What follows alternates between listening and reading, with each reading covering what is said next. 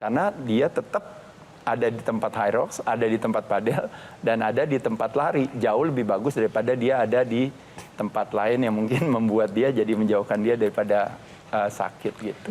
Tapi kan yang menarik, Mas, adalah ketika misalnya itu menjadi musiman, oke, padel, semua orang padel, semua high rock, semua orang high rock. Ya kenapa ya, semua orang nyalek, semua nyalek. Gimana sih, Kak? Gimana? Lu sih, Kak, nggak, maksudnya distract. Maksudnya adalah ketika itu sudah nggak musim kan berarti motivasinya jadi... Bisa jadi, tapi ada satu istilah yang mengatakan rule of 21 katanya. Jadi rule of 21 itu sebenarnya sederhana, ketika kita punya satu perilaku baru, kita lakukan terus-menerus itu, dalam kurang lebih sekitar 3 minggu itu, akhirnya badan beradaptasi untuk merasa aktivitas tersebut lebih nyaman bagi dia lakukan dibandingkan dengan itu. Jadi kita cuma berharap terjadi kecelakaan di sana yang menguatkan hati, akhirnya jadi beneran jadi suka padel dan ternyata akhirnya jadi bagus. Gara-gara high rocks tadinya disuruh latihan beban nggak mau kan, maunya lari terus. Gara-gara high rocks akhirnya terintroduce dengan latihan beban. Yang tadinya juga gara-gara nggak pernah olahraga, jalan aja sebentar 100 meter udah capek.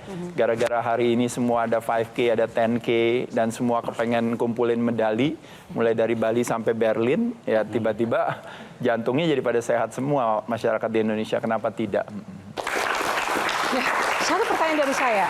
Selain tadi yang tren adalah mau paddle, high rocks. Kalau saya olahraga itu kadang tuh selalu mendengar, strength dulu, kardio dulu. Sebenarnya lebih bagus yang mana sih, Mas? Kardio atau strength? Ya sebenarnya dua-duanya nggak masalah. Tapi kalau kita berbicara sistem energi, kita kalau latihan beban kita mayoritas menggunakan gula sebagai sumber tenaga. Nah jadi ketika kita dahulukan dia, setelah latihan beban kita kardio, maka pada saat kita kardio kita langsung masuk ke dalam yang namanya zona bakar lemak. Zona di mana badan setelah gula darahnya udah turun, nah pada saat itu badan sudah siap menggunakan lemak sebagai sumber tenaga. Makanya kalau di kardio namanya kurang lebih zona 2, jadi kira-kira antara 60-80% maksimal detak nadi kita per menit. Nah itu biasanya udah kita masuki setelah kalau kita kardio habis latihan beban. Kalau seandainya kita misalnya habis makan lalu kita kardio, untuk badan pakai lemak sebagai sumber tenaga butuh kurang lebih sekitar 20-30 menit dulu. Gulanya diturunin dulu baru dia pakai lemak sebagai sumber tenaga.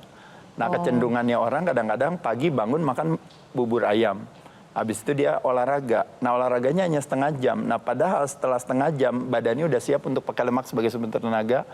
Ya dia udah balik lagi ke bubur ayam lagi gitu. Jadi problemnya kadang-kadang di sana. Oke. Nah. Ya jadi perut kosong, fasted workout atau fasted cardio salah satu strategi yang siasat yang bagus menurut saya. Tapi saya penasaran mumpung Mas Adirai di sini, boleh nggak sih Mas dikasih contoh gitu gerakan-gerakan otot sederhana aja yang mungkin kita bisa lakukan dan mungkin bisa dicontoh. Gian, ayo dong Gian. Berdiri di sampingnya Mas Adirai, aku pengen lihat. Sama-sama pamer otot ya. Sama-sama pamer otot. Gimana tepuk tangan buat dia. Untung lo pada lo ya. Coba. Mulai tahan napas biar perutnya nggak kelihatan. Saya kasih yang edukasi aja yang paling gampang. Nah, betul Mas. Mas Gian yang paling gampang aja. Salah satu kalau membayangkan tubuh kita adalah kepulauan di Indonesia. Nah populasi terbesar adanya di pulau apa? Jawa. Di Pulau Jawa. Nah, jadi membayangkan populasi masyarakat kita ini adalah si otot kita. Otot terbesar itu adanya di Pulau Jawa. Berarti populasi otot terbesar ada di Pulau Jawa. Pulau Jawa kita adanya di kaki. Nah, jadi salah satu gerakan yang paling gampang, sederhana yang bisa kita lakukan setelah makan bakmi, makan pempek, makan somai, makan kue tiaw, yaitu adalah setelah 30 menit, apa yang kita lakukan? Memanfaatkan yang namanya otot yang paling banyak di badan kita, yaitu kaki kita. Nah, gerakannya sederhana. Mas Gian, coba kita jongkok begini aja. Jongkok, coba. Jongkok aja. Jongkok. Jawa adalah kunci. Iya, betul. Coba jongkok ya.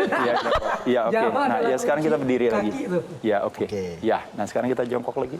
Jongkok lagi. Iya. Nah, sekarang kita berdiri lagi. Mas mau jongkok apa berdiri sih, Mas? Sabar Olahraga ya, sorry Mas. Gerakan jongkok dan bangun berdiri itu akhirnya melibatkan si otot kaki untuk bergerak.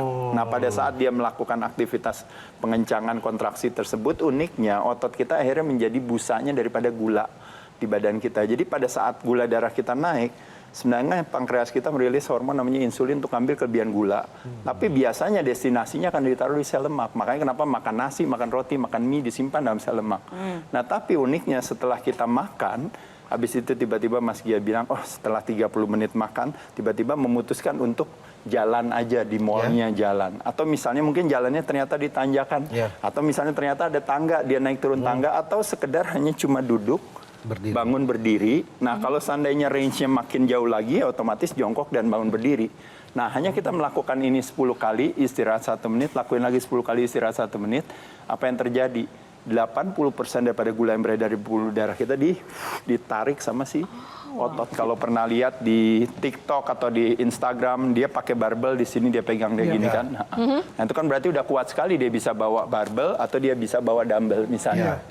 Nah itu udah kuat sekali. Nah level yang di bawahnya dia adalah nggak usah pakai apa-apa, pakai badan sendiri aja lakukan ini.